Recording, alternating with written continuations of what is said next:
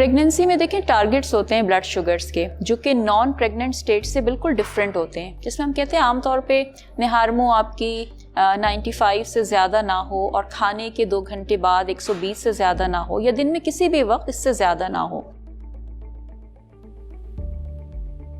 जी हाँ, gestational diabetes को manage करने के बहुत सारे तरीके हैं। जैसे शुरू में हम लाइफस्टाइल से आपके खाने पीने में थोड़ी मॉडिफिकेशंस करके, कुछ फिज़िकल एक्टिविटी करके और कुछ हवालों से, कुछ दवाओं के इस्तेमाल से कंट्रोल करने की कोशिश करते हैं। लेकिन कभी कभी ऐसा होता है कि ये सारी चीज़ें ब्लड शुगर्स को नॉर्मल करने में नाकाफ़ी होती हैं। तो ऐसी सूरत में आपके डॉक्टर्स आपके लिए इंसुलिन तजवीज़ करते हैं और वो बहुत ज़रूरी होती हैं।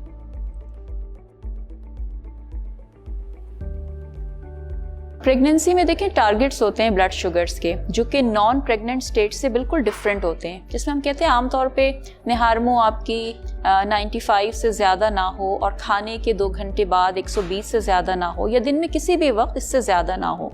तो अगर लाइफस्टाइल से या एक आध दवा जो इस्तेमाल की जाती है प्रेगनेंसी में, जिसे हम मेटफॉर्मिन कहते हैं, अगर उसको इस्तेमाल करने से ये टारगेट्स अचीव ना हो रहे हों तो ज़रूरी हो जाता है कि आप इंसुलिन इस्तेमाल करें। इसके अलावा भी कुछ कंडीशंस हैं कि अगर ये दवाइयाँ टॉलरेट ना कर रहे हो पेशेंट्स, या उन्हें किसी भी स्टेज पे कोई कॉम्प्लिकेशन हो रही हो हमल की वजह से या डायबिटीज़ की वजह से, तो उस सूरत में भी इंसुलिन का इस्तेमाल बहुत ज़रूरी हो जाता है।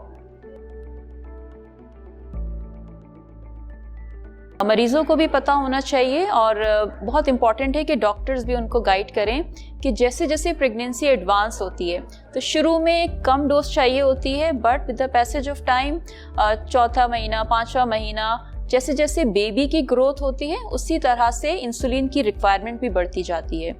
दूसरी सूरत ये होती है अगर इस दौरान में कोई इन्फेक्शन हो जाए या कोई और कॉम्प्लिकेशन हो जाए तो उस सूरत में भी आपकी इंसुलिन की रिक्वायरमेंट बढ़ जाती है। तो ये एक जैसी नहीं रहती, प्रेगनेंसी जैसे एडवांस होती है ऐसे इसका डोज भी आपको बढ़ाना पड़ता है।